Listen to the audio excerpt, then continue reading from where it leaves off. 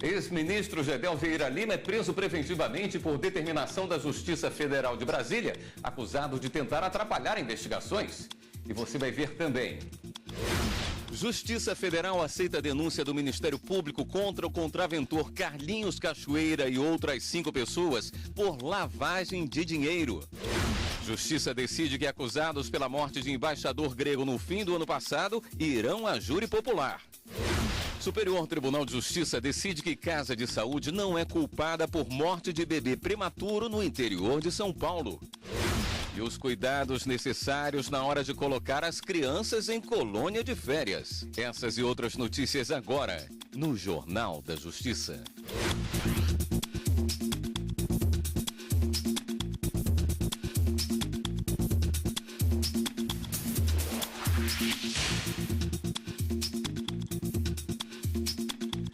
Boa noite. Ex-ministro da Secretaria de Governo, Gedel Vieira Lima, é preso preventivamente por suspeita de atrapalhar investigações. O Ministério Público alega que Gedel tentou atrapalhar as investigações ao tentar barrar possíveis delações premiadas do ex-presidente da Câmara, Eduardo Cunha, e do doleiro Lúcio Funaro. De acordo com o MPF, Gedel tem atuado para garantir que Cunha e Funaro recebam vantagens indevidas e para constranger o doleiro a não fechar o acordo. Gedel é um dos investigados na Operação Cui Bono, que investiga irregularidades cometidas na vice-presidência da Caixa Econômica Federal, durante o período em que foi comandada por ele. Segundo o Ministério Público, entre maio e junho, Gedel enviou mensagens à esposa de Lúcio Funaro para provar tanto a existência desses contatos quanto a afirmação de que a iniciativa partiu do político. Funaro entregou à polícia cópias de diversas telas de celular. Nas mensagens, o ex-ministro sonda a mulher do doleiro sobre a disposição dele em se tornar um colaborador do MPF.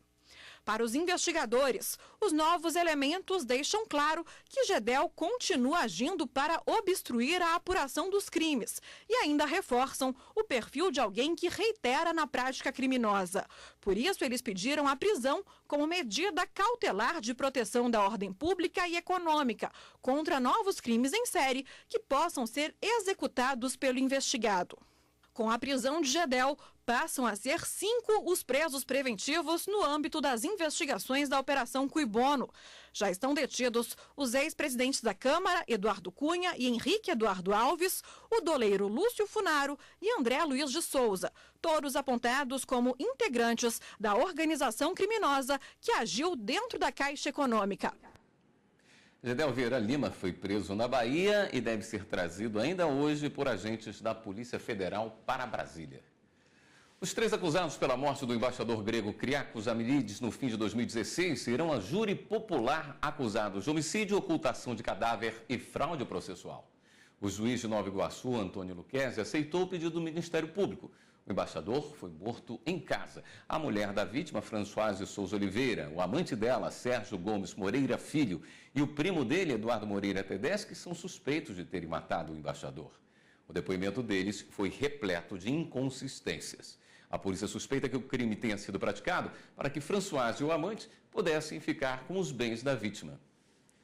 Os devedores de todo o país agora têm uma nova ferramenta para fazer as renegociações e tentar quitar as dívidas pela internet através da mediação eletrônica.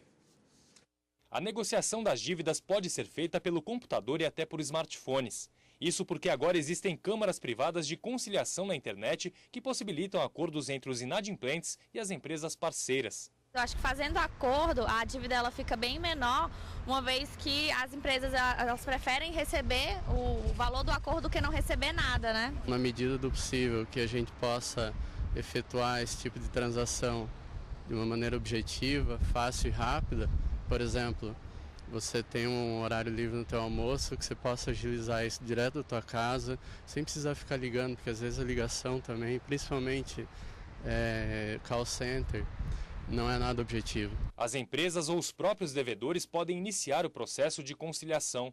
Basta acessar a página, se cadastrar e informar qual tipo de débito e os dados. O atendimento é todo online e feito por um conciliador. É ele que vai tentar um acordo entre credor e devedor e evitar que o caso vá parar na justiça.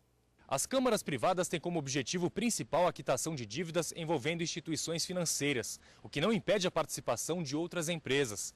Além de tornar a solução mais fácil, elas também diminuem os gastos tanto de quem tem dinheiro a receber quanto dos devedores, que em 2016 passaram de 60 milhões em todo o país, de acordo com o Serasa.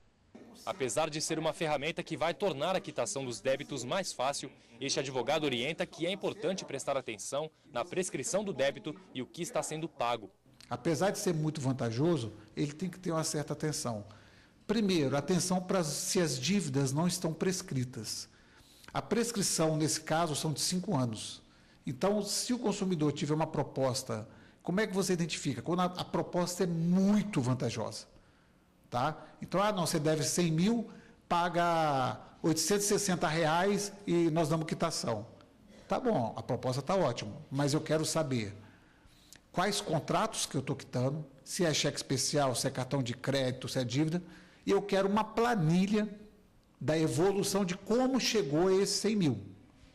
Por quê? Para você verificar se essa dívida estiver com mais de 5 anos de vencida, você pode até pagar, por uma questão de foro íntimo, mas você não tem obrigatoriedade. E os bancos cobram, porque não tem ilegalidade em você cobrar extrajudicialmente uma dívida prescrita. Para quem precisa se livrar das dívidas, os acordos pela internet vieram em boa hora. É bom tanto para quem deve quanto para quem quer receber o dinheiro de volta.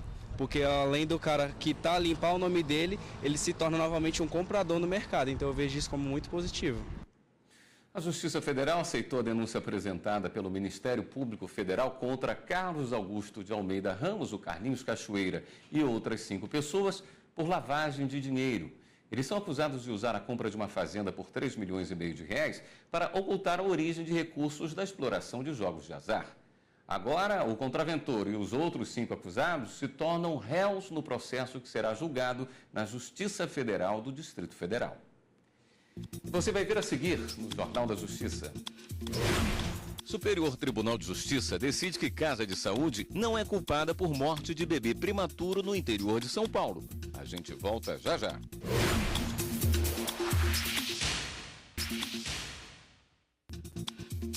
Superior Tribunal de Justiça considera que Casa de Saúde não é culpada por morte de bebê prematuro no interior de São Paulo. A decisão de afastar a condenação por danos morais contra a unidade de saúde em Araçatuba, São Paulo, foi da 3ª turma do STJ. A unidade estava sendo processada pela morte de um bebê prematuro. Os pais do bebê entraram com pedido de indenização, alegando que a criança, que nasceu em 2002, morreu no ano seguinte após várias internações. Para o casal, uma série de erros médicos causou o falecimento do bebê, como, por exemplo, a remoção indevida de UTI e a colocação incorreta do aparelho de soro fisiológico na criança. Em primeira instância, o pedido foi negado. O magistrado concluiu, com base em prova pericial, que não havia elementos que comprovassem condutas culposas do médico ou da Casa de Saúde. O Tribunal de Justiça de São Paulo, porém, condenou a unidade hospitalar a pagar indenização por dano moral no valor de R$50 mil. O advogado Marcelo Rivera explica que para a justiça aceitar o dano moral é preciso 3 requisitos. Que seria o ato ilícito, o nexo de causalidade e o dano. O nexo de causalidade é aquilo que conduz o ato ilícito ao dano sofrido. A reunião desses 3 elementos é para responsabilidade civil objetiva, como nos casos dos hospitais e dos médicos que trabalham, que fazem parte do corpo clínico desse hospital. Então, para que o hospital seja condenado a uma indenização de dano moral, você precisa desses 3 elementos. A falta ou a ausência de qualquer um desses 3, independente, não pode ser só o ato ilícito, pode ser só o nexo, ou pode ser só o dano, não tem por que ter a condenação do hospital. No STJ, os ministros levaram esses critérios em consideração e afastaram a condenação. A relatora, ministra Nancy Andrighi, destacou que o laudo da perícia concluiu que o bebê recebeu todos os cuidados adequados e necessários durante o tratamento e que não há, portanto, relação de causa e efeito entre o dano e o tratamento oferecido pelo hospital. A Justiça do Trabalho concluiu que uma transportadora do Rio Grande do Sul contratou um motorista como empregado autônomo para ocultar o vínculo de emprego. A empresa terá que pagar as verbas trabalhistas ao motorista. O motorista trabalhou como um empregado da transportadora por 2 anos e um dia depois de ser demitido sem justa causa, comprou da empresa um caminhão, financiado pela própria empregadora, e assinou um contrato de prestação de serviços com a empresa. O motorista alegou que a empresa havia cometido fraude para não pagar os direitos trabalhistas, mas a defesa da transportadora, com base na Lei 11.442 de 2007, afirmou que a relação com o trabalhador era de natureza comercial. O Tribunal Regional do Trabalho do Rio Grande do Sul entendeu que havia vínculo de emprego entre empregador e motorista e condenou a empresa ao pagamento das obrigações trabalhistas. Para o TRT, a fraude ficou evidente, já que o trabalhador continuou exercendo as mesmas funções que exercia quando era empregado da transportadora. A empresa recorreu então ao TST, mas o relator do caso na 5ª turma, ministro Guilherme Caputo Bastos, avaliou os elementos citados pelo TRT e ressaltou que para se alterar o entendimento, seria preciso reavaliar fatos e provas, o que é vedado pela súmula 126 do TST. Esta Corte Superior somente poderia reconhecer a relação comercial de que trata a Lei nº 11.442 de 2007 e, por conseguinte, afastar o vínculo de emprego após a modificação do quadro fático delineado pela greve do Tribunal Regional e que, no entanto, é vedado ante a súmula 126. Os demais ministros acompanharam o relator e, por unanimidade, mantiveram a decisão que condenou a empresa ao pagamento das verbas trabalhistas ao motorista. Tribunal Superior Eleitoral nega habeas corpus a políticos de Campos dos Goitacazes, no Rio de Janeiro.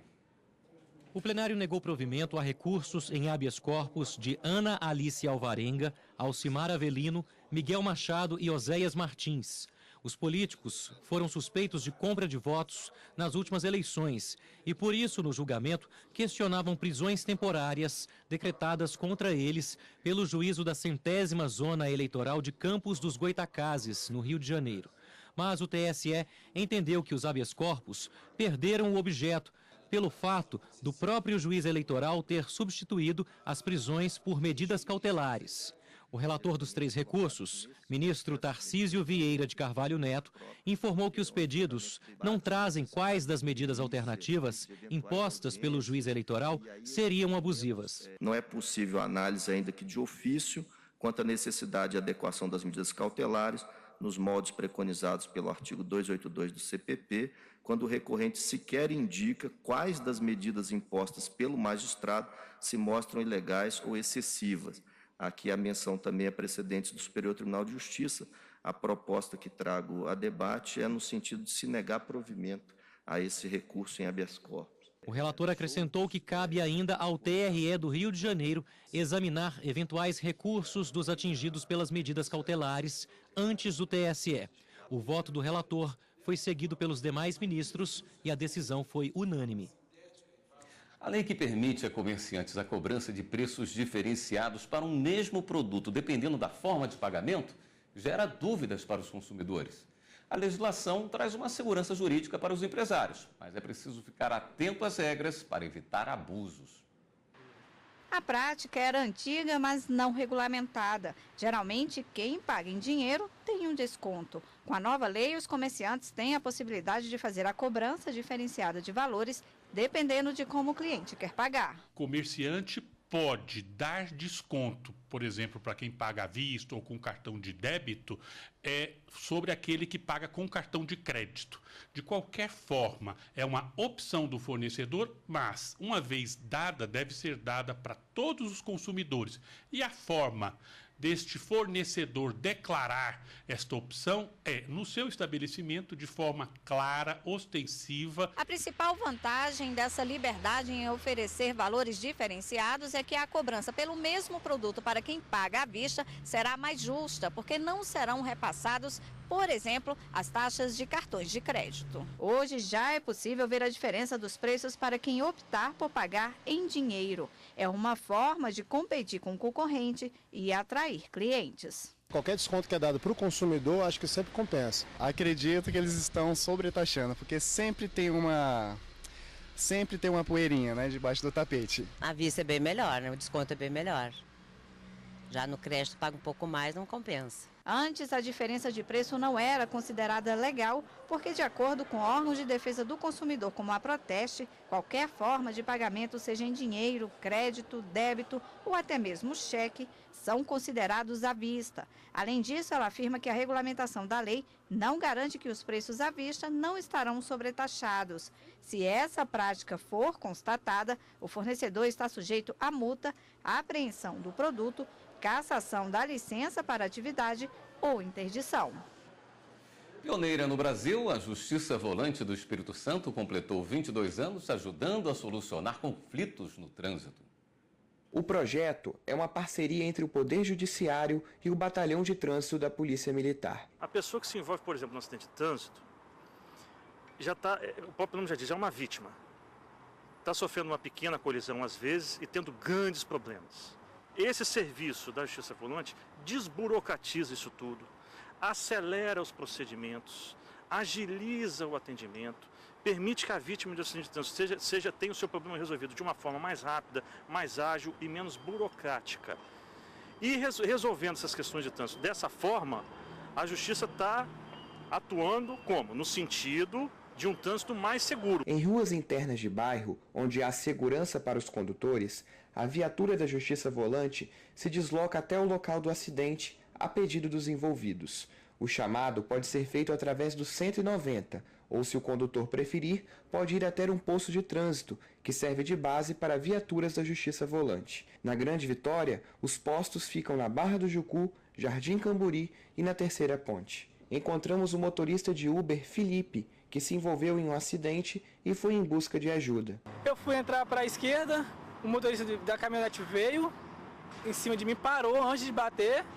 Eu já estava com o carro já na frente dele, ele pegou, acelerou, bateu no meu carro e fugiu. Felipe tirou a foto e anotou a placa do veículo e veio ao posto fazer o boletim de ocorrência. E no momento do atendimento, também já pôde apresentar o termo de queixa. Só esse ano nós já oferecemos à população e já foram feitos 1.674 termos de queixa. Esse termo de queixa é um registro que o policial faz, que vai direto para o cartório do juizado especial, agilizando o processo. Em poucos dias, a Justiça se encarrega de marcar audiência, citar os envolvidos, buscando sempre a conciliação e a solução mais rápida para as partes. Uma audiência una, ela geralmente é conciliação, instrução e julgamento, tudo no mesmo dia. O ex-médico Roger Abdelmaci recorreu ao Superior Tribunal de Justiça para voltar a cumprir prisão domiciliar. Na semana passada, 9 dias após ter recebido autorização para cumprir pena em prisão domiciliar, Abdelmaci retornou à penitenciária de Tremembé, em São Paulo, por determinação do Tribunal de Justiça de São Paulo. Segundo o desembargador José Raul de Almeida, apesar da doença coronariana grave, Abdelmaci pode continuar preso, já que o sistema prisional conta com hospital. O habeas corpus do ex-médico, condenado a 181 anos de prisão por 48 estupros de 37 pacientes, será julgado pela presidente do STJ, a ministra Laurita Tavares. E no próximo bloco do Jornal da Justiça, veja os cuidados necessários na hora de colocar as crianças em colônias de férias. A gente volta em instantes.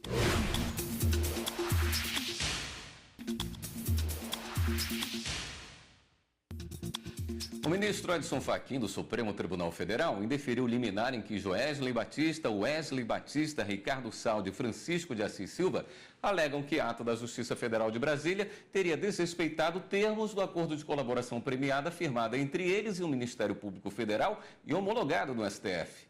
Segundo o ministro, os reclamantes não demonstraram o perigo da demora, elemento essencial para a concessão de liminar. A Justiça Federal impôs medidas cautelares, impedindo a venda integral de ações das subsidiárias da JBS. Ao indeferir o pedido de liminar, o ministro Edson Fachin solicitou informações ao juízo da 10ª Vara Federal de Brasília e posterior envio dos autos à Procuradoria-Geral da República. Começou hoje o recesso do Judiciário e, nesse período, os prazos processuais do Tribunal Superior Eleitoral ficam suspensos. Os prazos processuais ficarão suspensos de hoje até o dia 31 de julho, que é o período do recesso forense do TSE. O expediente na Secretaria do Tribunal e o atendimento ao público será de 1 às 6 da tarde. As férias coletivas no meio do ano estão previstas em lei. A abertura do segundo semestre forense da Corte Eleitoral será no dia 1º de agosto, às 7 da noite. O Ministério Público Federal venceu o Prêmio Nacional de Comunicação e Justiça. A premiação foi dada pela campanha 10 Medidas contra a Corrupção. A Secretaria de Comunicação do Ministério Público Federal foi finalista em 2 projetos na categoria Comunicação de Interesse Público. Um deles pela campanha em defesa das 10 medidas contra a corrupção. Tudo isso, eu, você, todos aqui são parte desse esforço. Vídeos de influenciadores como Camila Pitanga e Bela Gil. O outro pela mobilização nacional em defesa do licenciamento ambiental, com a hashtag PEC65Não. A hashtag PEC65Não ficou por 4 horas entre os Trend Topics Brasil e por 1 hora entre os Trend Topics mundiais. O MPF levou o troféu do Grande Prêmio de Comunicação e Justiça pela campanha das 10 medidas contra a corrupção. O projeto foi eleito o melhor trabalho de comunicação de todos os órgãos que compõem a justiça brasileira. A gente entende que o Brasil ele precisa realmente passar por uma transformação, e essa transformação ela vem através do combate à corrupção. E as medidas elas vêm justamente para tentar melhorar a legislação, para que a nossa atuação ela seja mais assertiva, ela seja mais profícua e ela traga resultados maiores e melhores. Então a gente fica muito feliz de contribuir e ser reconhecido por isso. As 10 medidas contra a corrupção também foram destaque no Congresso durante palestra do vice-presidente da Associação Brasileira de Jornalismo Investigativo, o repórter Vladimir Neto. Ele foi testemunha da vontade popular em levar a proposta adiante. Foi uma mobilização social, realmente permeou toda a sociedade brasileira, todos os estados, várias pessoas de maneira voluntária abraçaram a medida. É uma campanha de muito sucesso, porque tocou no coração das pessoas. É uma campanha que fez as pessoas saírem de casa, irem para a rua, de livre e espontânea vontade, para recolherem assinaturas, na esperança de que isso ajudasse a construir um país melhor. Mês de julho é sinônimo de descanso escolar para a criançada e nessa época as colônias de férias são uma das opções mais procuradas pelos pais para garantir a diversão dos pequenos. Mas é preciso atenção na hora de fechar o contrato. Muitas brincadeiras, jogos, risadas e passatempos. A criançada não abre mão de tudo isso no período de férias. E para atender o desejo dos pequenos, uma opção é a colônia de recreação. Nesta, em Brasília, todas as atividades são ligadas à arte circense. A nossa colônia é a Circolônia. E aí, a gente faz com que a criança ela se sinta ambientalizada, ou seja, parecer que estamos dentro de um circo. Então, por isso, todos os profissionais vão estar caracterizados. E aí a gente juntou o útil ao agradável. A criança se diverte, olha os personagens do circo e também brincam e aprendem atividades circenses. E claro, os pequenos adoram. Eu adoro o circo, acho muito legal essa temática, muito bom. Eu já conhecia, mas tem algumas pessoas novas eu conheci também. Tá achando bom? Se para elas é diversão, para os pais é uma opção de tranquilidade. Mas, para não ter problemas, este advogado alerta que é necessário buscar referências da empresa, tanto no tratamento com as crianças, quanto em infraestrutura, além de ficar atentos à questão de responsabilidade em casos de acidentes. O artigo 14 do Código de Defesa do Consumidor diz que a responsabilidade ela é objetiva. O que significa dizer isso? Sem a questão da culpa.